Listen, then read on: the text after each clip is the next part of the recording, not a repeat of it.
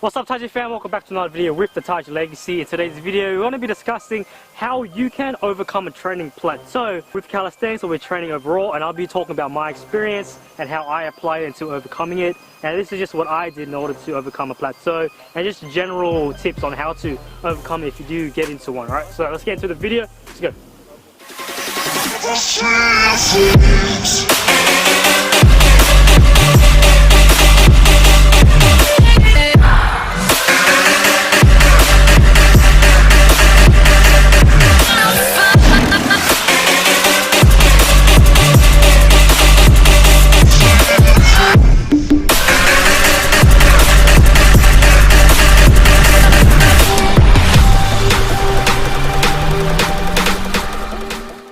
Okay, so first of all, I'll be talking about my experience when it came to the training plateau. Now, how I got into my training plateau was because, an obvious one, is because I stopped training for a whole month, alright? So, before the Taiji Legacy was actually born, before we actually developed as we are now, I was in a different kind of training group. I was already training with a bunch of people. So, when we all separated and someone got sick, we all got separated because someone got sick. And since that person got sick, we didn't train anymore, we didn't train together anymore, and we basically took a break from training for a whole month. Myself and everyone else who went there to train, we all stopped for a month. Very bad, yes I know. But that was in the rookie year, the rookie season, when we were just first starting training calisthenics and just training in general. So first of all, if you want to overcome your training plateau, you have to first evaluate and come to a realization of why you are not making results and why you are not making progress past your current self right now. So back then, the obvious reason why I wasn't making gains is because I stopped training for one, and it's because I wasn't training correctly for one.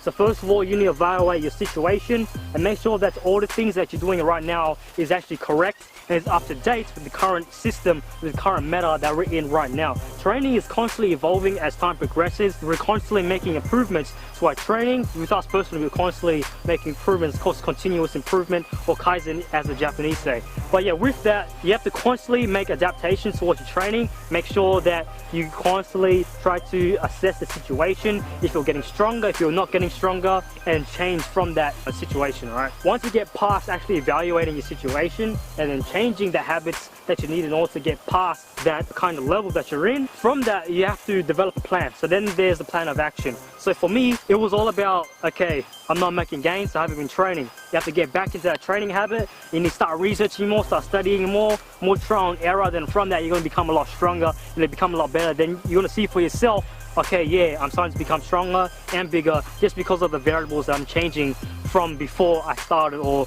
how previously when I didn't do all these things. So that's where manipulation comes into play. Thinking about what you're actually doing with your workout, tracking your progress, monitoring your progress, seeing how strong you are on a given day. That's why we always preach about you guys doing strength analysis before going into every workout. See how strong you are, and if you are not making gains within every week, or even increasing one rep by every week, that you need to change something.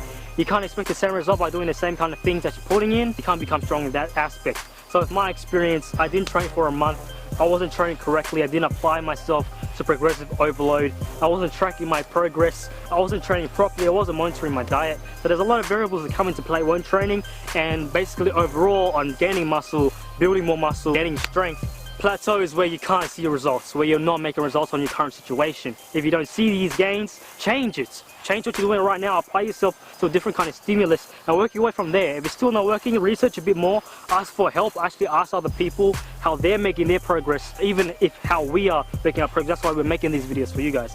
So if you aren't making any progress, if you aren't making any kind of gains, if you're not seeing the results that you want to see, start researching a bit more, developing that kind of knowledge to where you just know everything about training, every little bit. Obviously there's a lot more to learn than the human mind can actually exceed. There's a great amount of knowledge that you can intake, and as you're continuously becoming better and progressing throughout your training.